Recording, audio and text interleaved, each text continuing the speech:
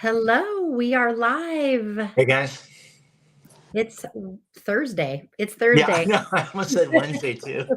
I know. We are day 8 in counting the Omer. We have finished a week. We have finished up the first week of counting the Omer, and Woohoo. we are so happy that you guys are here with us.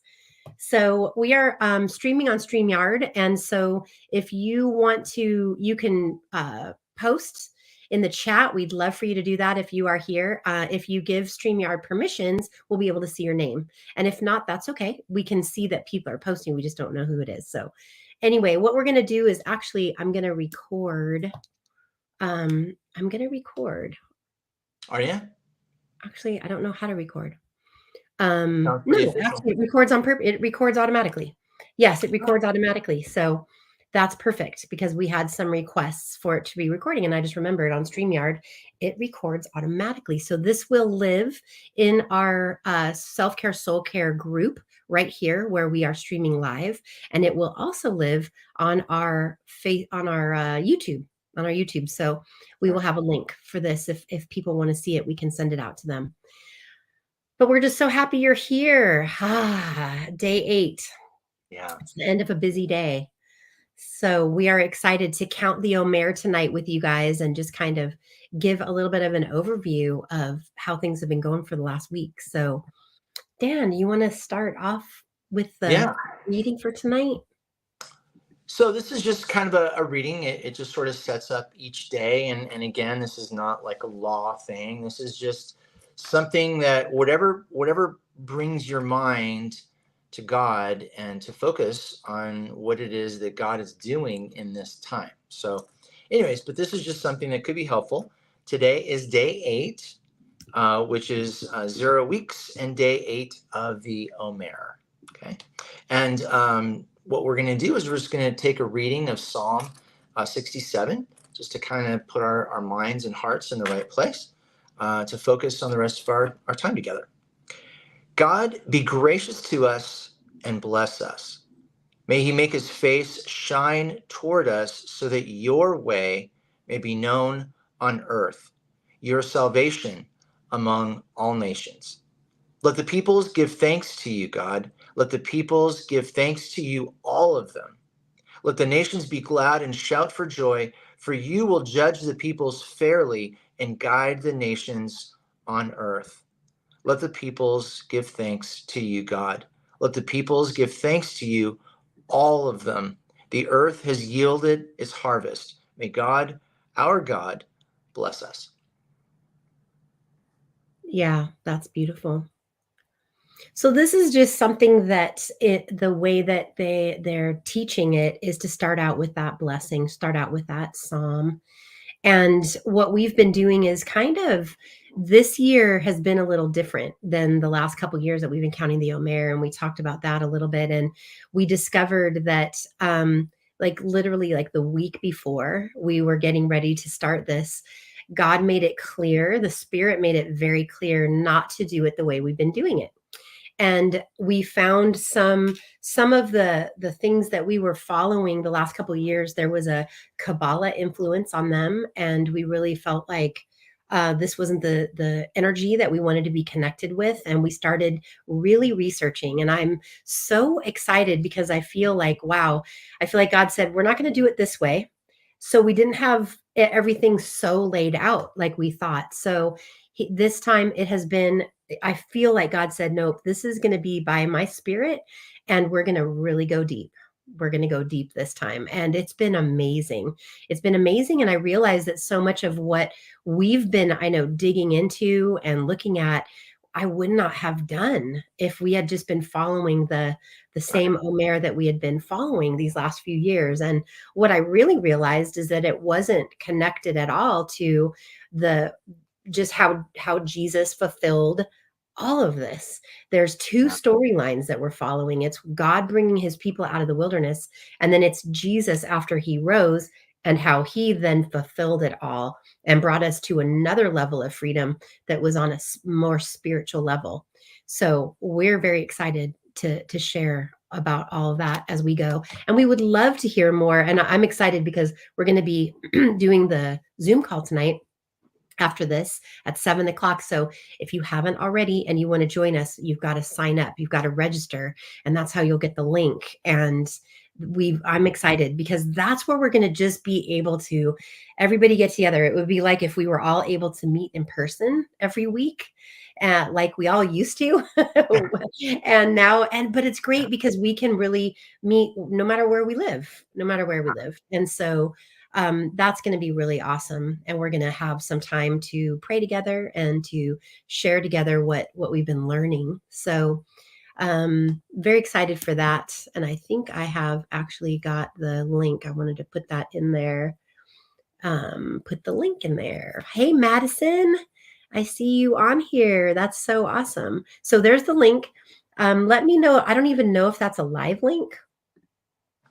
Oh, I see. That will go down there. So it might be a live link in the comments. I hope that it is. But anyway, if you want to join us, go there and an email will be sent to you with the link. So excited. So Dan, what has it been like for you kind of digging into the Omer in a different way than we did before? Well, I think it's just been where it's more about Jesus. I think previously it's more like trying to meditate on the attributes of God, and then to also look in yourself and see where you want to invite God to bring those attributes out in you, right?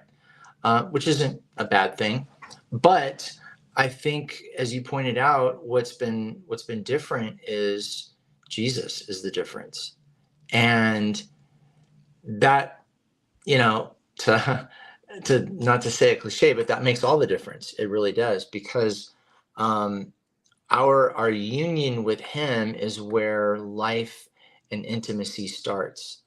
And one of the things that I've been kind of God has been unfolding for me is this idea that, we started out in Eden, and that is the original perfect design where we are with God in uninterrupted connection and intimacy. Yeah. And that's the perfect plan. Like that is paradise, literally, right?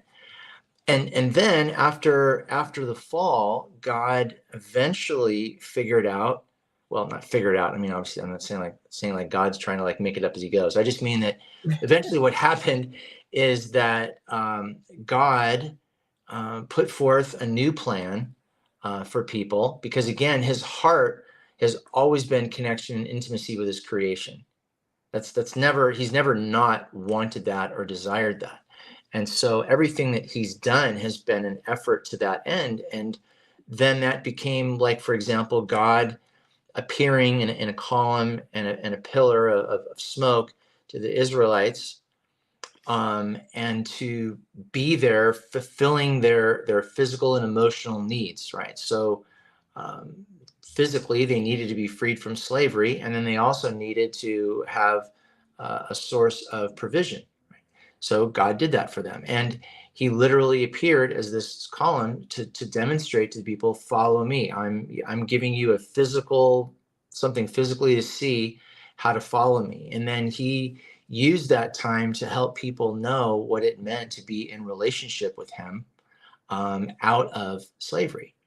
And then there became, and back in then they would build an altar. And that altar would be, like Abraham built an altar to God, and that would be the place where they would worship Him. But eventually that became the tabernacle. And the tabernacle, if you look at descriptions of it, is described as having these carvings of pomegranates and fruit trees. Again, it's a recall of Eden. Mm. And so now God is putting Himself into this, and then into the temple, and ultimately the temple of the human heart. And that's where He lives now. And that's a really powerful thing. Probably what I've been dealing with over the last 20 years, and then especially in this season when you're really, really thinking about it, is this idea of how hard it is to receive all the love that God has for you. Mm. It's just so hard to believe that God loves you as much as He does. And that's why so much is built up in God wanting to have for us to have an experience of him. And I think that's partly why, these festivals and feasts and Sabbath and so forth are such an important practice, because it's a reminder, Yes. emotionally, physically even, that God desires that connection with us. And he desires it so much. He's like even commanding you to put aside a day. Like what I Yeah. mean, when do I normally we're not, I mean, you go to work and your boss is like, hey, you need to figure out how you can get more rest while you're working here. Yeah.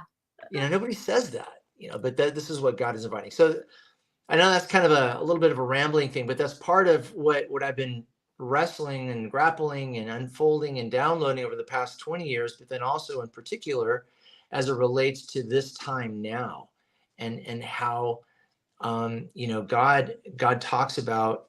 I'm amazed how many passages there are about union, Yeah. union with us, union with Jesus, united with us as he is in him. I mean, like, it's just this.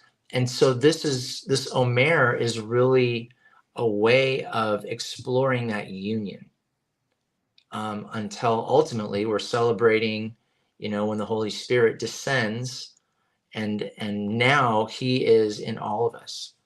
And so it's just, yeah, it's an interesting thing. It's kind of exciting because it's like a really interesting story that you don't exactly know how it ends. Right. You know, there's some knowing, like, God's in this with you, but then you don't know exactly where you're going to go either. So it's kind of a cool, I don't know, just like it. Yeah. That's very true. Yeah. And I think, hey, Monique is on. Hi, Monique. Hey, Monique. That's so cool. I love too, I think what's been really cool is connecting as we're going through these days after Passover in the Old Testament. So yesterday was the Red Sea parted. I mean, huge deal, right? So up until sundown, right, we're still aligning with that time. We're still aligning with the Red Sea parting. And so I think that that's no coincidence that it also aligns with when Jesus appeared to his disciples. He appeared to his disciples on the 8th day after. So it's the ending. The Israelites have just gone through this whole experience, seeing themselves get delivered by a situation that looked completely dire and there was no way out. Not only did they get out, but their enemies were routed, were just taken out. So now they are journeying on the other side of that, just like now Jesus is appearing to his disciples. And so I love the link to that. And then the first thing that happens, of course, is that he's going to talk to the doubting Thomas, right? How he gets that name. But Thomas is saying, I saw him dead. Like, I know he died. I'm not going to believe that people are seeing him unless I can see him and touch him. And it's so interesting. And we posted this today, but I just wanted to kind of go through this post today because we can, because we're meeting together, and it's kind of like we're able to hang out and talk about this. If you guys were all sitting at our house, this is what we'd be doing, right? Sitting here having some tea or coffee and going over this. So it's really cool. In John 20, in the Passion Translation, it tells us that the next time Jesus visits the disciples, it's on the 8th day after his resurrection. This time Thomas is with them. Actually, so it is the same day as because it's really the 7th day. Excuse me, after his resurrection, right? The word says that although the doors are locked, Jesus suddenly stands before them. He greets them saying, "Peace to you." And looking right into the eyes of Thomas, he asks him to touch his wounds. And he says in this translation, "Do not become an unbeliever." And that's so powerful. I love that translation sometimes. I love the Passion Translation, how it simplifies it. He's really talking about that unbelief, right? We know that the unbelief is what mourns God's heart. It's what gives him that heartache, right? In the book of or in the month of Av, he loses that hope. And I don't know, Dan, if you were saying like it's something kind of similar to that when you were talking about your not being able to receive God's love. It's kind of, to me, in that vein of unbelief, of that unbelief that Mhm. God is who he says he is, that God is going to be present in your life the way that you're hoping that he is. Yeah, I mean, I think sometimes it's like, um, there's things in the relationship that are there's like a disconnection. But I mean, even like when you are in line in alignment with God, even when you are heart to heart with Him, there's a sense in which it is like you can connect to the love that He has for you, but it is so hard to comprehend the like Paul talks about, the height, the depth, that um the scope and scale of God's love for us. And I don't mean hard to grasp in the sense of like scientifically breaking it down. I mean like hard to grasp, like, wow, that is so much love I don't even know what to do with. Yeah. And I think that a lot of times that opens up a space where God's saying, yeah, you don't, and I want you to. There's something in there, there's a wound or something in there that needs to be healed, or there's a strand of confusion that needs to be unwound so that you can receive my love in there. And it's almost like God's love is this river constantly looking for a crack to just, you know, go into and just find, because he wants that complete immersion in him, you know. And That's awesome. yeah, it's like one of those things you can spend a lot of time thinking about, Yeah. and so I just enjoy that. But what a blessing it is, just to have those. Like when we were in Israel, I had such a Mm, deep and profound sense of that everywhere we were, this connection. Like God was like, I am going to give you as much love as you can handle receiving. And I think that's why I spent that whole 10 days practically in tears all the time. Not yeah. because I was sad, but because I was overwhelmed. Yeah. I was undone by how much God was just pouring love into me. Every crack that I had that his love could just seep into was just rushing Yeah. in. And Yeah. yeah. Yeah, and that's so powerful. And I love this other part of this passage because Thomas is like kind of like that. He says the words spilled out of his heart. And I love Mm, that. And he said, "You are my Lord, you are God." That's what he said to Jesus. And Jesus said to him, "Now that you have seen me, you believe, but those who have never seen me with their eyes have believed with their hearts, and they will be blessed even more." And that's who we are, right? We didn't yeah. get to walk with him, but to have that experience, like you're talking about, like seeping in. I love how it said these words just spilled out of him. It's almost like this, oh my gosh, I can't believe I doubted. And I can't believe you're here. And I can't believe this is real, like all of these things all at Yeah. once. And it's overwhelming. Yeah. Um, and there's this warning to us all not to be faithless, because when we're faithless, we're hopeless, and that's such a scary place to be. Hopelessness is I don't know, scary, but it's a sad place to be. Like when we feel Mhm. hopeless, and we know that that faith is the substance of things hoped for, right? The evidence of things not seen, like Hebrews says. Such a powerful passage, because we feel hopeless sometimes. We feel hopeless about our situation or about uh, I mean, we can make a list, right, of things that can feel that way. But I love that feeling, and when you're really wrestling with God, you get to that point where it just spills out. Sometimes just tears come, and that feeling of God, why do like the Father said, help me overcome my unbelief, help me understand, and help me stand firm in this. Um, Deuteronomy 31, it says, "Be strong, be bold. Don't be afraid or frightened of them, for Adonai, your God, is going with you. He will never fail you or abandon you." And God said that, and he said it again in Hebrews. And I'm going to quote here. This is Dan's guy. I added this into the thing for today. by John Eldridge. Actually, do you have that there, Dan? Are you able to see the on the phone what you were reading from earlier? The post Yeah, from today. let me see. How did that get to the wrong? So the post from today, we're going into secure attachment, and the word that the Bible talks about is this word called hesed, and hesed is a word for love. And that is it's such a powerful it's loving kindness. It has all of these when you understand it, and it's a beautiful thing to study out. It's really a beautiful thing. Secure attachment love can be understood as an ongoing connection with the intention of making someone's life better. In the Old Testament, the word used to describe this sort of attachment is hesed. So it can be defined as an always loyal, unfailing, undying, unfaltering love, or as theologian John Oswalt puts it, a completely undeserved kindness and generosity. And doesn't that sound like what Jesus did for us, right? What God did for us.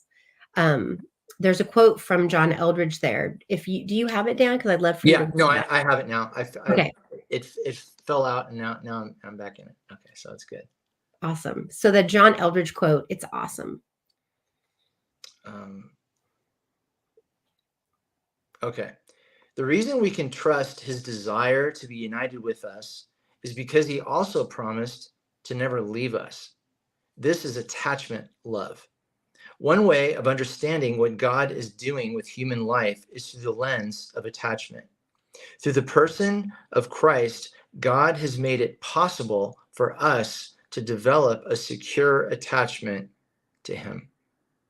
Yeah, that's very powerful.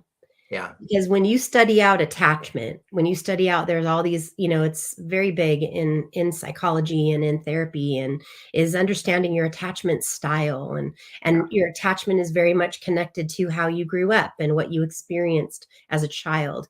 If you have a secure attachment, but it starts here. Secure attachment love is understanding this incredible kindness of God, that he would bless us.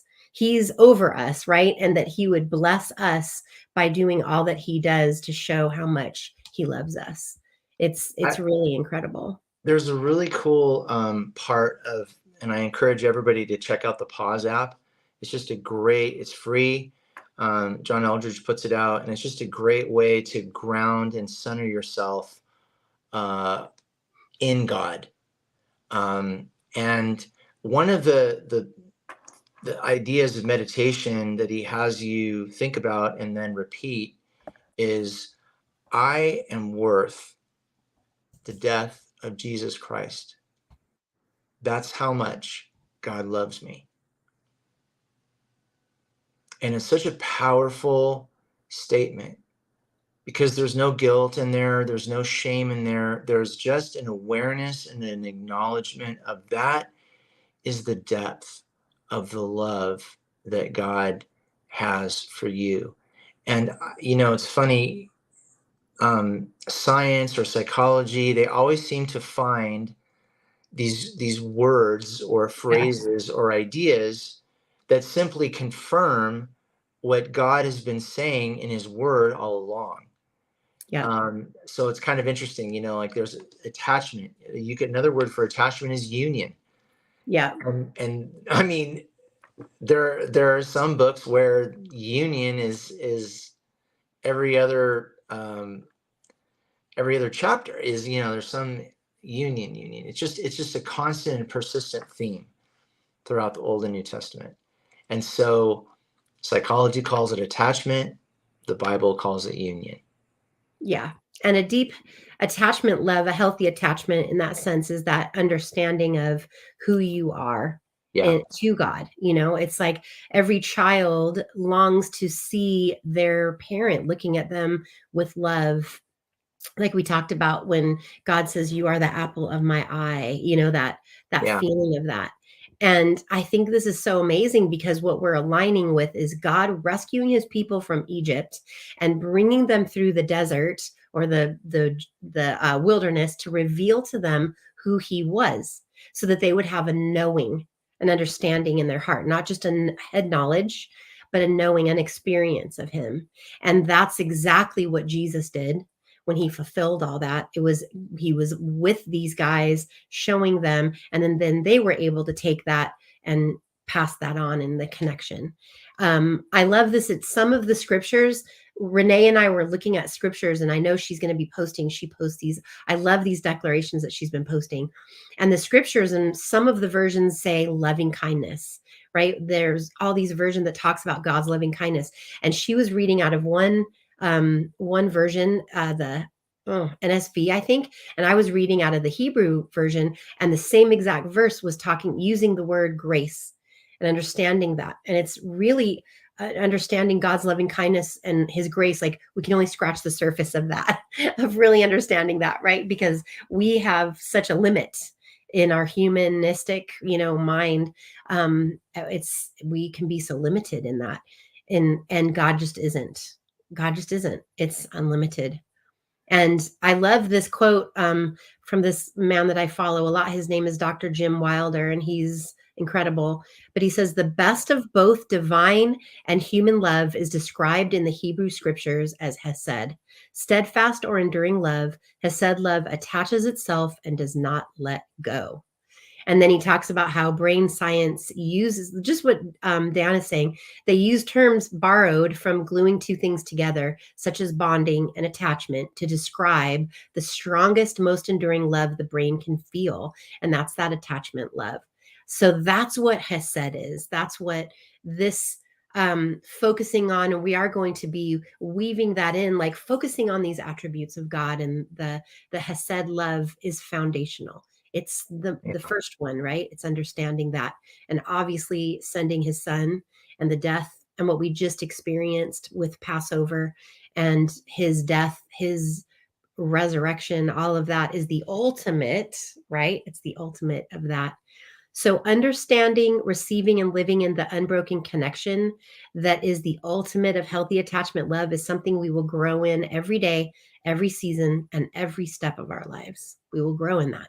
We will not even understand it today, like we will understand this tomorrow, like we will understand it in a year from now, right? And even when we experience loss and we experience trauma and pain, through that, we are even experiencing it on deeper and deeper levels. So much. Well, I think too, part of, I think, why God is so focused on our identity is because without that, how do we really bring ourselves to him? How do we give ourselves to him? How do we really enter? It's kind of like, like how they'll have like a movie, a cutout cardboard image of like a movie star or a celebrity or something like that, and you kind of have it in your room and you take a picture next to it, and Yeah. it's funny, right? It's kind of cool, but it's a cardboard picture. That's not the same as the actual person. You can't, and I think it's the same way as we can't be cardboard cutouts of ourselves. We have to be who we really are, and we have to embrace who we really are. And the only way we can is if we acknowledge that what God says about us is true. And when that becomes our starting point, then we know what to bring to God. And we're able to bring our true, authentic selves to God and have that union, that attachment that's being described there. And so all this stuff works together. It's not something that happens in isolation or in a separate compartment of our lives. This is all interconnected and all interrelated. And that's kind of the exciting part of the journey. So. Yeah, that's very true. Yeah, it's been really cool to dig in, and hopefully hopefully you guys are going to join us in the Zoom call, because we want to hear from you guys. We want to hear what you've been learning and the connections that are getting made. As we even put that other layer on top of, understanding what was going on in the Old Testament or the First Testament, what was going on in those days. There's so much coming up. We're moving into the next, let's see, next week, we're going to be moving into the next month of ER or IR. And oh my gosh, the stuff that is in that month that God was showing his people who he was. Of course, there's the manna, right? And the fire at night and all of that. And so it's so amazing how God goes to these lengths to show us who he is. And he does that for us in our lives. And it's he loves to show up in ways that's individual to you, right? Individual to each person. And so I'd love to hear all of those ways. But this is a time to really align with this, to align with this huge deliverance that has happened. This is the biggest deliverance in all of history, is God taking his people out and through the Red Sea and the miracle of that. And then, of course, it's no coincidence that everything that Jesus did fulfilled it, and that we get to align with this kind of power. And I'm very excited because we've also been studying out as we're preparing for Pentecost. We are preparing for that. And so what Jesus brought in the way of salvation at Passover, what we get at Pentecost is the power. And of course, Daisy's barking. So we get the power of all of that at Pentecost. So we are very, hold on.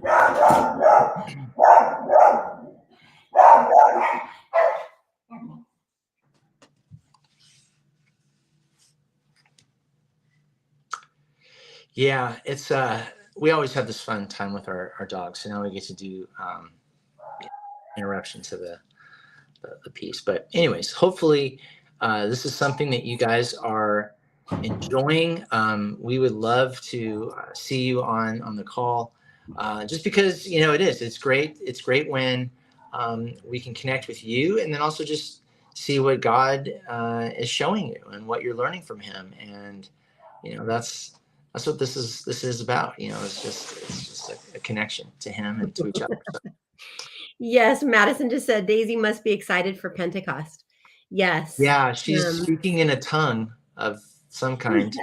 It's a different tongue. Yeah. We were getting a delivery, so of course. But I am very excited because what I've been learning about Pentecost is that there was all that came at Passover, but there's so much power that came in Pentecost. And I was wondering, like, why don't we talk about this in church? Why don't we teach about this? And one of the things that I was reading about today is because a lot of churches, they don't know how to have their churches be spirit led.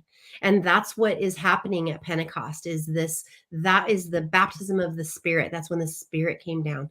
And so we are very excited as we count up the days to Pentecost, because as you count up, it's because we're leveling up, we're moving up. So we're very excited. And our last Zoom call on that last Thursday will be Pentecost. That will be sundown, our last call.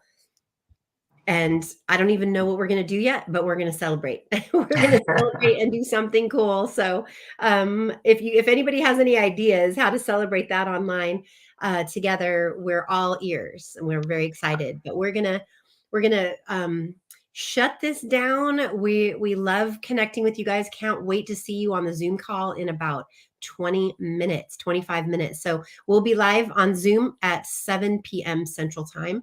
The link is up here. If you haven't already registered, do that. And we will see you on the Zoom call. See y'all later. Okay.